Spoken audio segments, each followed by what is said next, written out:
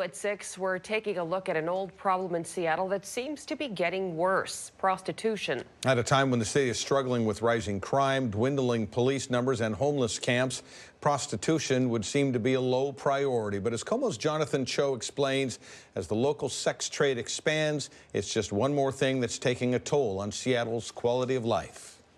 I see hookers and pickup, and it's despicable.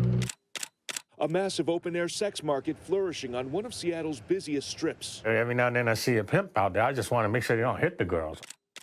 Just another day on North Aurora Avenue. Looks to me like they're in their underwear. Dutton Clark says lately he's seen even more buyers and sex workers than ever. From sun up to sundown. Sometimes there's 30, 40 girls out there. Clark's owned Stereo Warehouse for decades, right in the middle of this free-for-all. So he has the institutional knowledge. And they'll just pick up guys right in our parking lot. He wants more enforcement. It could be that we need more police.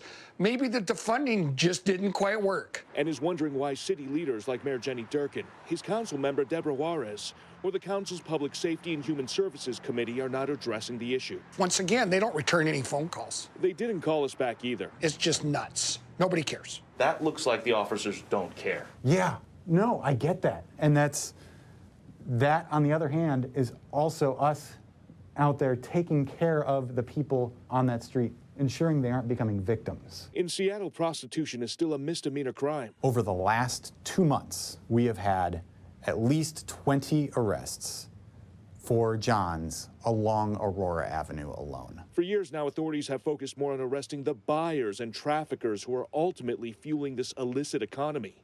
But lately, that's become an even greater challenge. We're short-staffed, right? But we're still out there doing the work when we have the people available to do it. Government's not going to be able to solve this. Ben Gowan with the King County Prosecutor's Office says the city won't be able to arrest its way out of this crisis. And so I would ask your viewers to not consider the people that they see walking along Aurora as the people creating the harm, but as the victims, as the people that are being marginalized and trafficked, and instead divert their attention to what can we do to change the sex buyer's behavior. Jerry Muma is a human trafficking survivor herself and runs Innovations HTC, a leading advocacy group in this space. She says outreach work has slowed significantly. And then not having that opportunity to physically go and build relationships. So for now, Clark says he's regularly posting snapshots of all the action and this sign outside his store. Because I want people to be aware of what's going around here, and people aren't aware. To keep the conversation going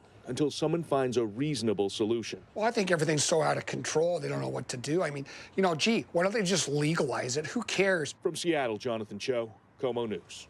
And right now, take a look. That's a live look at Climate Pledge Arena. We're just 2 days away from the official grand opening of the new billion-dollar arena. It looks the same on the outside. It's not the same on the inside. Today we got a close look inside. The band Coldplay will be performing Friday night for the grand opening, but the Foo Fighters and Death Cab for Cutie played there last night. Saturday, the Seattle Kraken will play their first home game in the arena when they face the Vancouver Canucks. And when the Kraken take to their home ice for the first time on Saturday, there will be a couple guys in the stands who not only have waited for this moment, they helped make it happen. Let's get to KOMO's Michelle Esteban for more on these Seattle Kraken superfans. Michelle?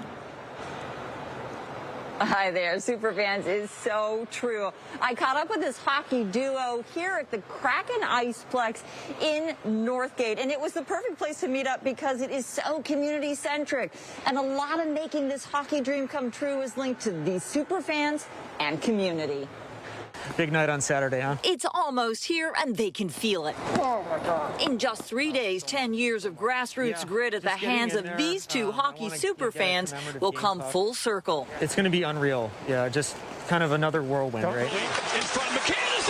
They were in Vegas when the Kraken played their first game of the season, and they'll be in the stands when the Kraken take the home ice for the first time in Seattle. And seeing the players come out on the ice wearing those jerseys it's chilling. It gives me goosebumps to think about it. They've been fighting for NHL hockey here. They showed up at council meetings back in 2012, and they kept showing up, insisting hockey in Seattle were a perfect fit. I kind of was this voice or conduit to the fans and evangelizing cause on both sides, right? Kind of rallying people together, but also letting city officials know that there is a hockey community here. They held rallies, bars, started a website, NHL to Seattle, and Buxton did something that was like a sports shot heard around social media in 2017.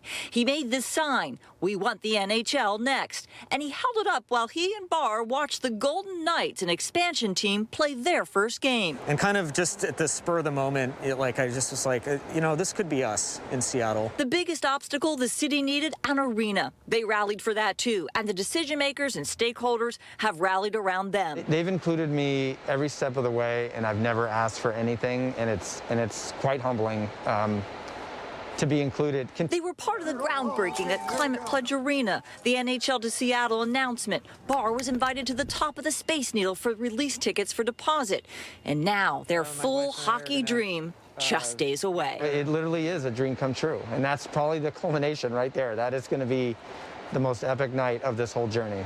Hi, everyone. I'm Preston Phillips from KOMO News. Thanks for checking out the KOMO YouTube channel. You can see more of our videos right here by clicking on the video links for more news from the Seattle area and Western Washington. Oh, and don't forget to click the subscribe button below so you don't miss our YouTube updates.